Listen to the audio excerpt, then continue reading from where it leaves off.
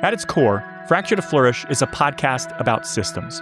Not just the institutions themselves, but the human lives that move through them. Because every system, whether we realize it or not, shapes someone's future. Some systems work beautifully. Some work imperfectly. And some are in desperate need of reflection and repair. This podcast exists in that tension. We tell stories about the fractures, the gaps where people fall through, the moments where systems fail the very people that they were meant to serve. But we also look for something else. The people working to fix those fractures. The advocates, survivors, reformers, and everyday leaders who believe broken systems can be rebuilt. Because our impact will only reach as far as the stories that we tell. And storytelling has always been one of the most powerful ways to spark change, exchange ideas, and build empathy.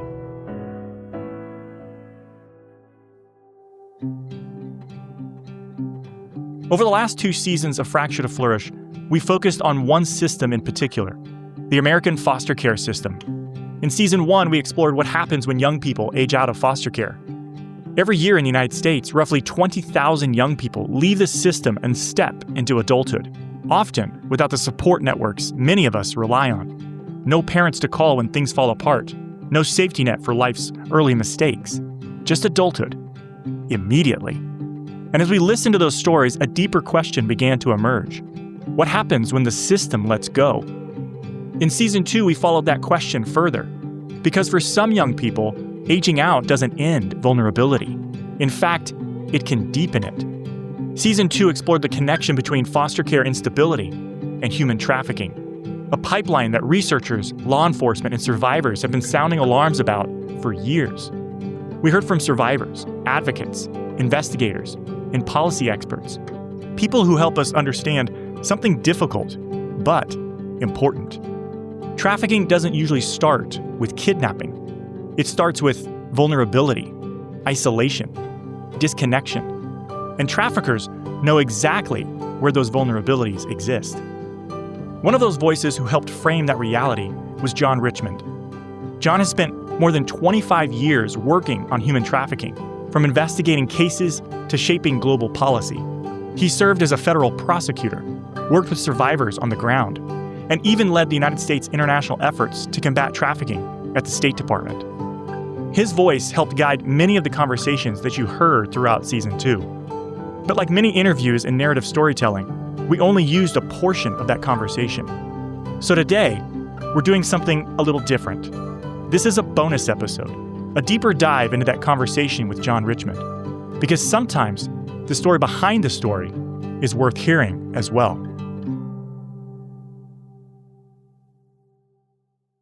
Okay, first question's easy. Could you just introduce yourself and some of your background related to this issue that we're going to be talking about today? Well, first of all, it's just wonderful to be here with you. My name's John Richmond. I am an attorney and I've been a diplomat working on international human rights issues, particularly human trafficking, for the last 25 years. And I've been really fortunate to get to view trafficking through a number of different lenses. So I've done direct service in India, where my family and I lived for 3 years, working with an NGO called International Justice Mission, an incredible organization that I'm really grateful for, and really got to meet for the first time victims of human trafficking, both forced labor and sex trafficking. And then came back to the United States, was a federal prosecutor in the Human Trafficking Prosecution Unit at the Department of Justice, and got to investigate and prosecute victim-centered and trauma-informed sex and labor trafficking cases all over the United States.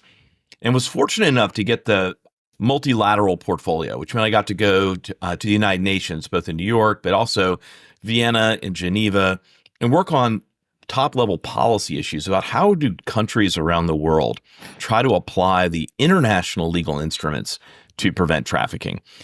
And then got to lead the U.S. foreign policy out of the State Department for a number of years, trying to help countries do better on making sure we deliver on the promises of prosecuting traffickers, caring for survivors, and working to change the systems that allow traffickers to operate so easily.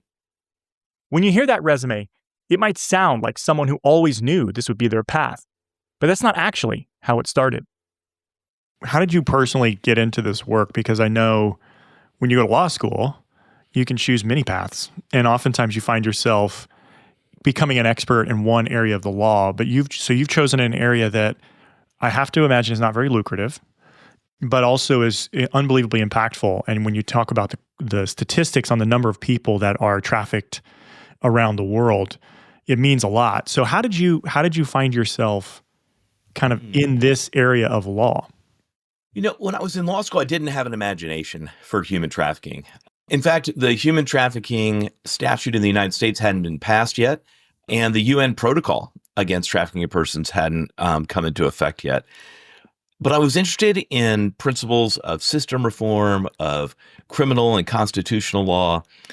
I ended up practicing law with a firm for about 4 years, and my wife and I were able to pay off all our student loans. And about that time, International Justice Mission was looking for a lawyer to help pioneer its bonded labor and forced labor work in India.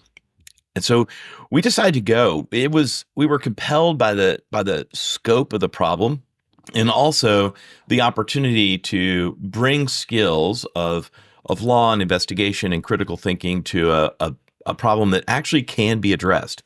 I think we were inspired by the idea that trafficking is not a naturally occurring phenomenon. It's not like earthquakes or droughts that no individual is actually causing. But trafficking is always caused by an individual perpetrator, a criminal, a cartel, a corporation that decide they want to engage in criminal activity by treating inherently valuable people as a disposable commodity. And we can stop them from doing that. And the real question is, do we have the political will? And are we interested enough in freedom to bring those parchment promises of law to the people they were intended to protect? That idea, systems failing vulnerable people, brings us directly to the focus of the past 2 seasons, foster care. As it pertains to obviously a lot of human trafficking work, you obviously work with an organization that focuses around the world. Domestically in the United States, we're talking about, again, vulnerable populations, a lot of times youth.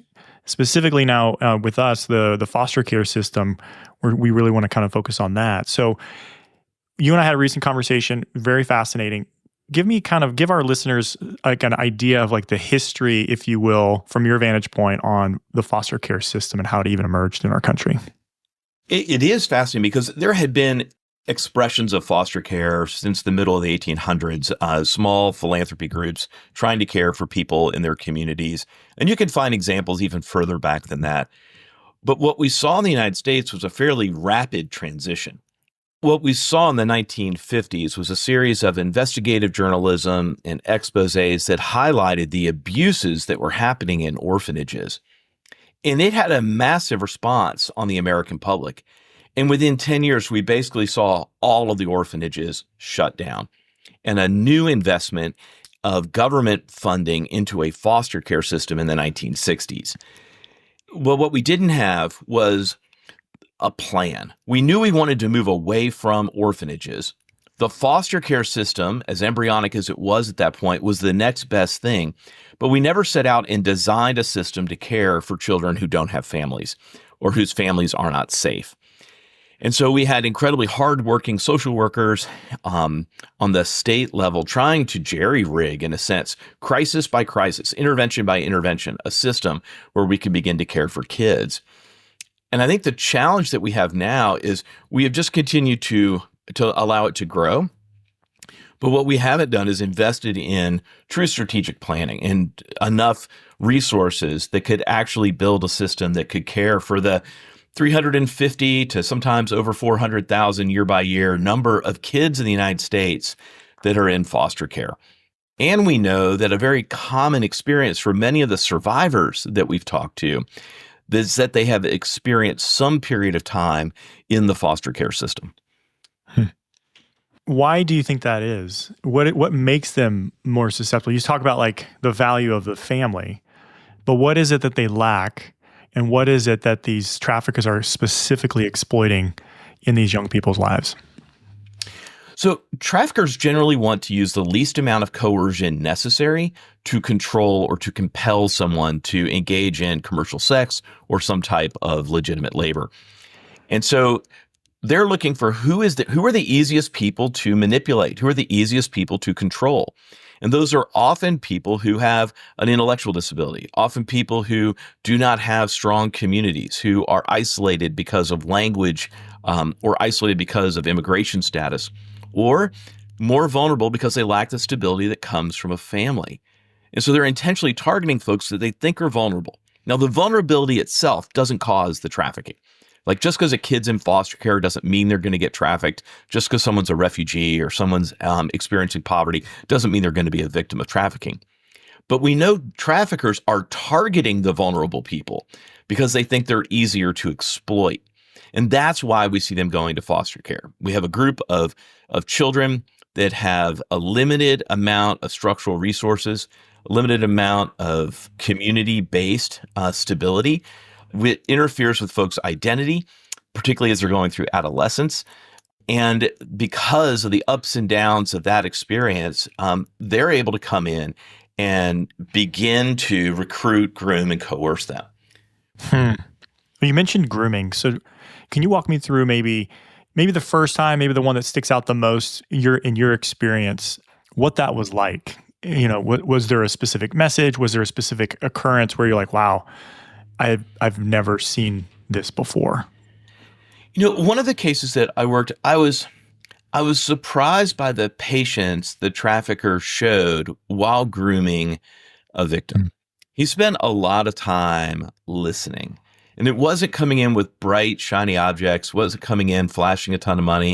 It was coming in just being a listening ear to her frustrations and struggles about what she'd experienced with her family, what she was experiencing in school, amongst her peers.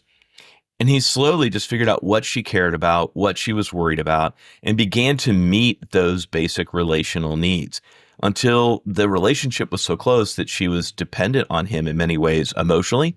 And then he was able to say, hey, I need you to help me make some money. And they began to do small things at first. And then they became progressively more significant, began to engage in criminality, and ultimately selling commercial sex. But it was definitely an approach of exactly what the victim, and this victim had been through the foster care system, had been missing, which is that stable, loyal, present listening ear that validated how she felt and what she hoped for, and ultimately allowed him to dig his talents of coercion in and begin to control her. Traffickers often describe this process as selling the dream. One trafficker explained it to me as, I just try to figure out what people want, what they love, what their dream is. As soon as I figure that out, I sell them that dream. So if I meet someone that's desperate for a stable family, I present as a father who can give them a community and a family. If someone is looking for romance, I will become the Romeo. If someone is looking to be in dance videos or music videos, I become a producer. And I just sell them what they're looking for. Traffickers are inherently manipulative, and they're trying to figure out a way to coerce someone, treat them as a commodity, make as much money for as long as they can off each individual. So the business model of trafficking, maybe give us some of the numbers and statistics. What are we talking about here? The scope, the scale? So in terms of some of the numbers that are out there, we estimate, as the United Nations and our world estimates, that there are 27.6 million trafficking victims at any given time. That's more than ever before in history. It's a 10% increase from the last global estimate in 2017. It's more than double the number of people that were trafficked during all 400 years of the transatlantic slave trade.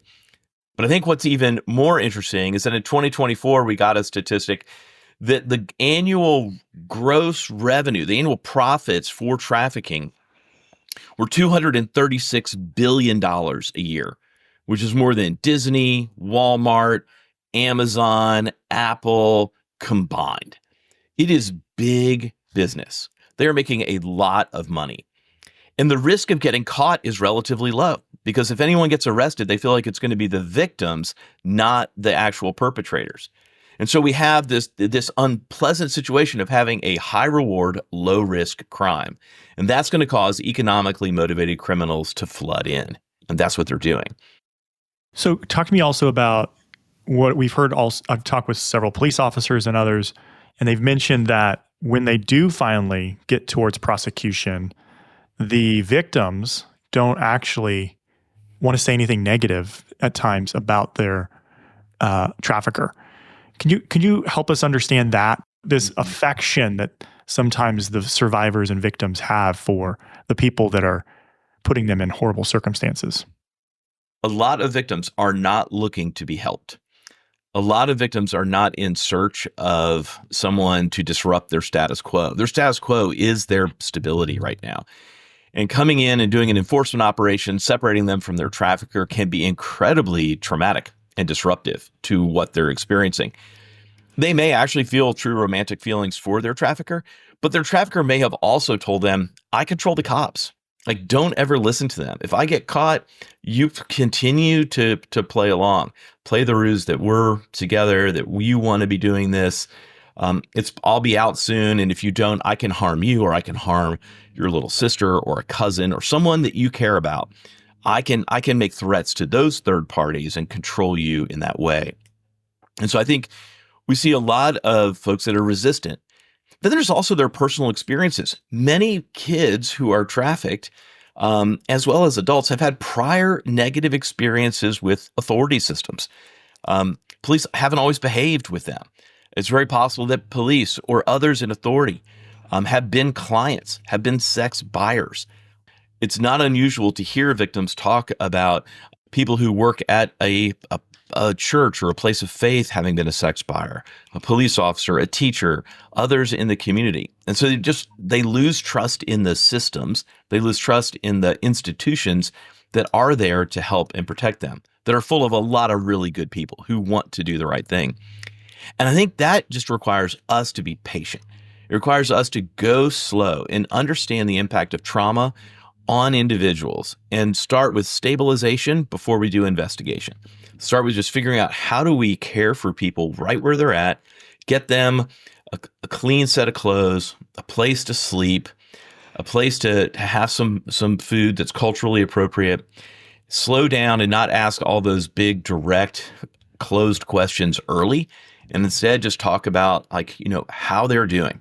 What do they need right now? Do they have a kid that they're worried about? Do they need to take medicine they don't have access to? Just all the things that could help stabilize someone, build rapport, and then slowly with trust, begin to get to the underlying facts.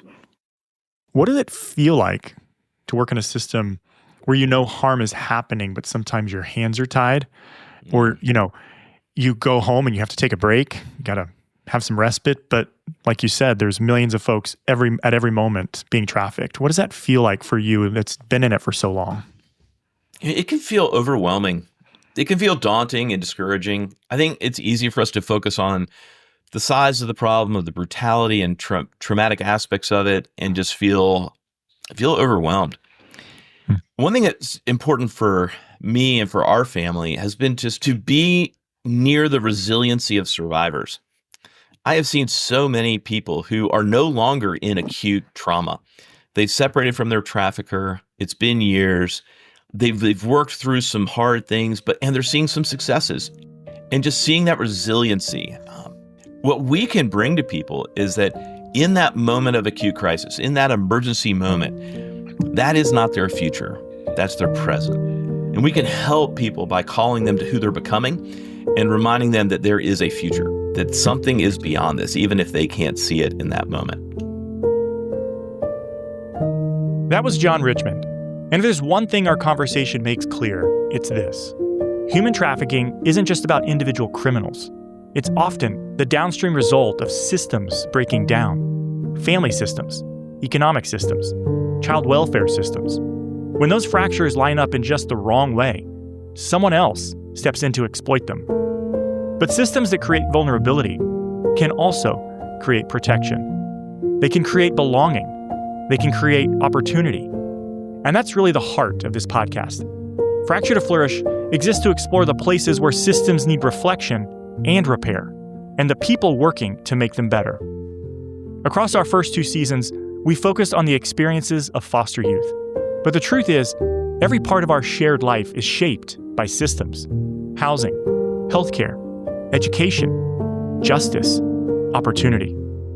Each one of them holds the potential for both fracture and flourish. And in future seasons of this podcast, we'll continue exploring those stories, because understanding systems and the people inside them is one of the first steps towards changing them.